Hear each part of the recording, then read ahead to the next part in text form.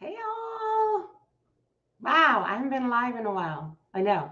Summer's crazy with my summit, and then I launched the membership, and now I'm ready to get back into doing some small little tidbit trainings for everyone. So if you're popping on, make sure that you mention in the comments your name because if you haven't given StreamYard permission, I can't see you. It just says anonymous Facebook user, so I can't greet you or anything. So I like to know when I'm not alone.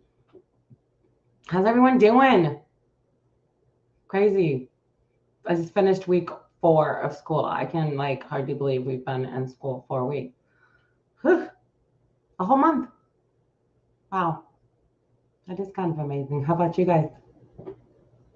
How long have you been in? I would love to see. I'm using StreamYard and I'm trying to figure out how to see the comments because I never can hardly see the comments. Um, okay, I think I'm on the right thing. So comment if you're here so I know and I can say hello and think I'm not just talking to myself. TikTok.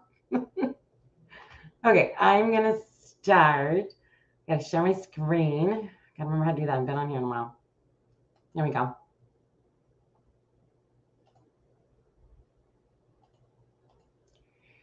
And I am going to start by Read Theory. I was so stoked when Read Theory announced this update that we now can put assignments in Read Theory. Up until now, it's just fun. You have to tell kids what to do, how many to do, and hope that they remember because you know how great we all are at remembering. And now they've just released this year where you can actually make assignments, and this is what's so exciting to me. You can go in your class, and when I click on student progress, now I can see the assignment that I've made for him. Is this not too cool? So his assignment is to complete 3 passages each week. So they had this long to do this, and then they'll get 3 more when those are done. And so it signs up, and the student can see whether they have done their 3 passages or not as well. So right now, he hasn't done his for this week. September 4th. Yeah. Oh my gosh. I just forgot what date it was. So he's in progress on this, but not done with it. So he has until the end of the 4th to get those 3 done. But it's great because when he logs in, he sees on his dashboard what he needs to do. So let me show you how you can, and here's the ones they completed, the 23rd to the 28th, completed 3, yay! And so things are moving exactly how they should. And then I can still see the data like I could before. If you see me talk about Read Theory before, I love Read Theory. But this is every test he's taken and what grade level he's taken it at and how successful he's been by the Lexile, and then the comprehension question. But that's all stuff I don't have time to go in all of today. I want to show you the new update that if you're a current Read Theory user and you know about it and you know how wonderful it is, you now can actually assign assignments. So I'm gonna have to go into, how did I do it? Isn't that funny? Like I can't remember how I did it. I go in here and there was something that said add, oh, you have to click on activities. I remember that now. And then you create a new activity and it's going to be a recurring weekly activity that you set a goal for.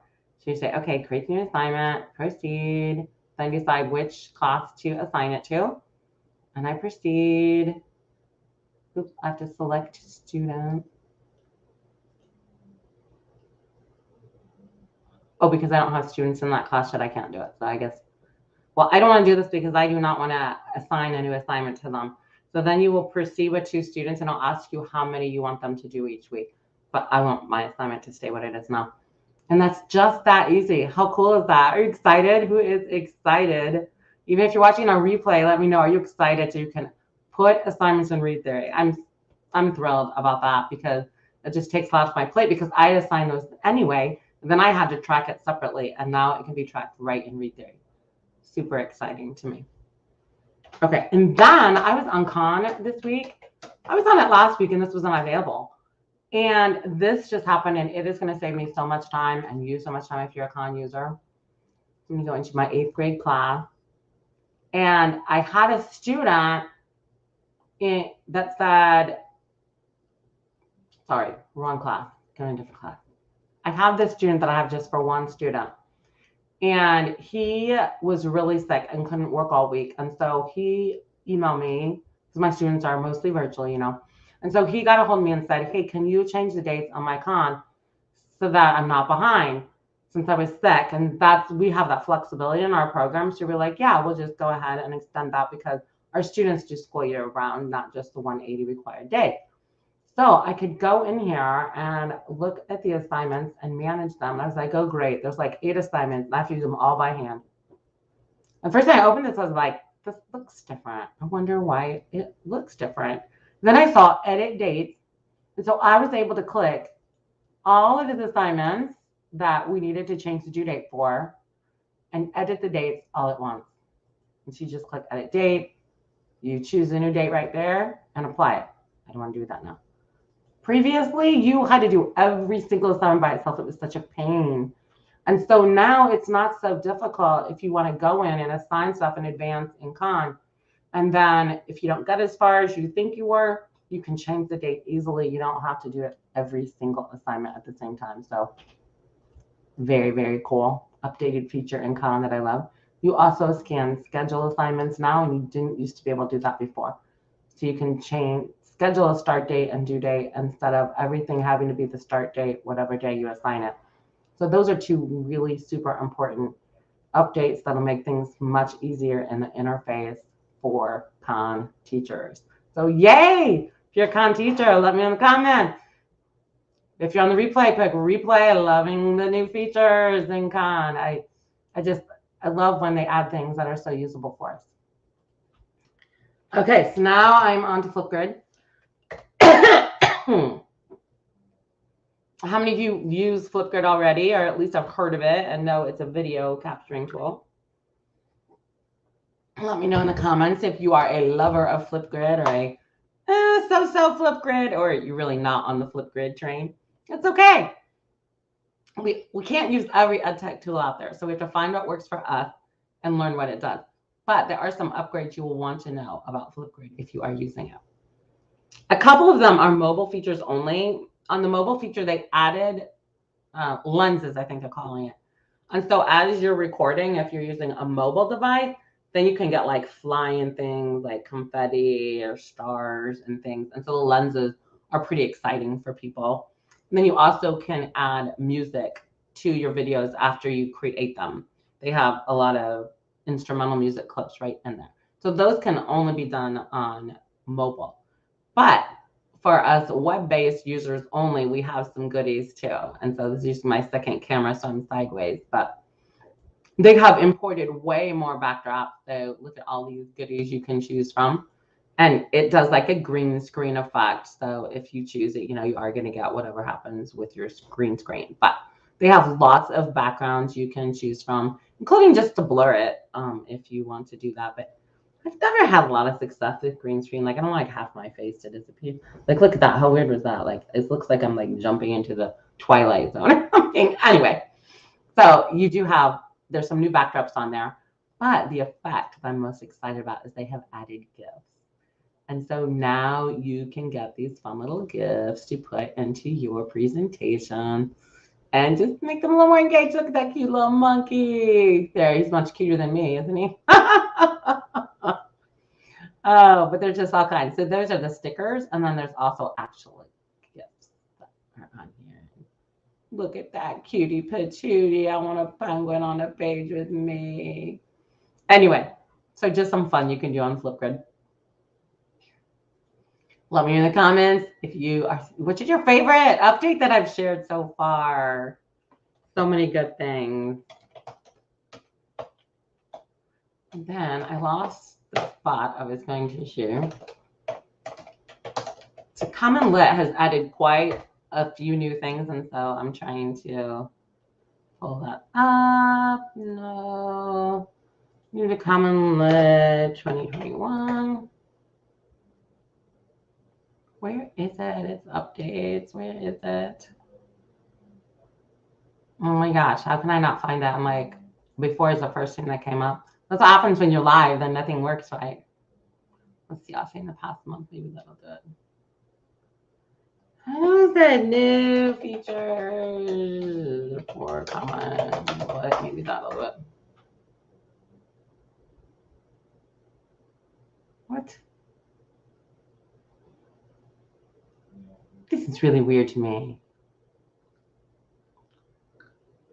Common Lit must be something else. Like, honestly, like, I was just on this. Okay, I gotta figure out how to do Common blog.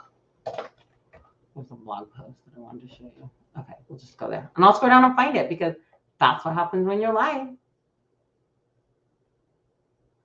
He says what's new on Common Lit in 2021. Like, how else could I have searched that? Okay, anyway, here's the first thing is Common Lit 360. I actually attended a webinar on that the end of last school year because they were getting feedback from teachers before they pushed it out.